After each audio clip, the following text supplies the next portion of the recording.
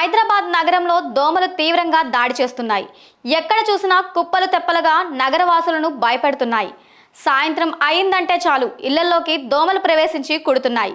హైదరాబాద్లోని దాదాపు అన్ని ప్రాంతాల్లో దోమలు ఇలాగే ఉన్నాయంటూ నగరవాసులు గత కొన్ని రోజులుగా సోషల్ మీడియాలో వీడియోలు కూడా పోస్ట్ చేస్తున్నారు.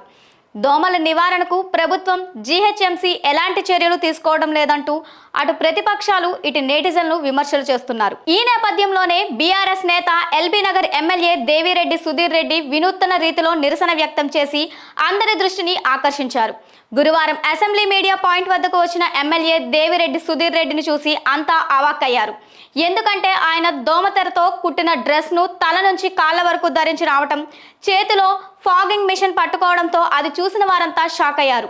హైదరాబాద్ నగరంలో దోమల సమస్యను రాష్ట్ర ప్రజల దృష్టికి తీసుకువచ్చేందుకే తాను ఇలా వచ్చినట్లు ఆయన వెల్లడించారు. అయితే అసెంబ్లీ వద్దకు అనుమతి లేదంటూ ఎమ్మెల్యే సుధీర్ రెడ్డిని మార్షల్స్ అడ్డుకోవడం, ఆయన నుంచి దోమల తెరను లాక్కునేందుకు ప్రయత్నించడం తీవ్ర దుమారం రేపింది.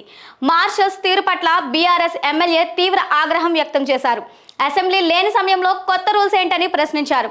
ఈ సందర్భంగా మీడియాతో మాట్లాడిన ఎమ్మెల్యే సుధీర్ రెడ్డి దోమల బెడదతో నగరవాసులు హైదరాబాద్ నుంచి పారిపోతున్నారని ఆరోపించారు. దోమల సమస్యతో హైదరాబాద్ బ్రాండ్ ఇమేజ్ దెబ్బతింటోందని మండిపడ్డారు. దోమల బెడద నుంచి నగరవాసులను కాపాడాలని ప్రభుత్వాన్ని డిమాండ్ చేశారు. హైదరాబాద్లో నోరు తెరిస్తే నోట్లోకి దోమలు పోతున్నాయని పేర్కొన్నారు. తమ ప్రభుత్వం హయాంలో నగరంలో చెరువుల్లో, బహిరంగ ప్రదేశాల్లో 4-5 దశల్లో దోమలను, వాటి గుడ్లను పెరగకుండా ప్రత్యేక చర్యలు తీసుకునే వాళ్ళమని గుర్తు చేశారు. దోమల సమస్యపై కాంగ్రెస్ ప్రభుత్వం ఎలాంటి చర్యలు తీసుకోవటం లేదని ఎమ్మెల్యే సుధీర్ రెడ్డి విమర్శలు చేశారు. దోమల కారణంగా డెంగ్యూ, మలేరియా వంటి రోగాలతో నగరవాసులు ఆసుపత్రి పాలవుతున్నారని ఆరోపించారు. హైదరాబాద్ నగరంలో దోమలను కూడా అరికట్టలేని ప్రభుత్వం అవసరమా అని నగర ప్రజలు భావిస్తున్నారని సుధీర్ రెడ్డి పేర్కొన్నారు. హైదరాబాద్ నగరాన్ని 3 ముక్కలుగా చేసి రేవంత్ రెడ్డి ప్రభుత్వం మరిన్ని సమస్యలకు కారణమైందని సుధీర్ రెడ్డి విమర్శలు చేశారు. దోమల బెడదకు భయపడి చాలా మంది హైదరాబాద్ కు రావటం లేదని ఆరోపించారు. హైదరాబాద్ నగరంలో దోమల బెడద నివారణ చర్యలను తీసుకోవాలని డిమాండ్ చేశారు. నగరంలోని ప్రతి డివిజన్ కు 10 ఫాగింగ్ మిషన్లను ఇవ్వాలని డిమాండ్ చేశారు. 2 ఏళ్లలో ఏం సాధించిందని కాంగ్రెస్ పార్టీ నేతలు సంబరాలు చేసుకుంటున్నారని ప్రశ్నించారు.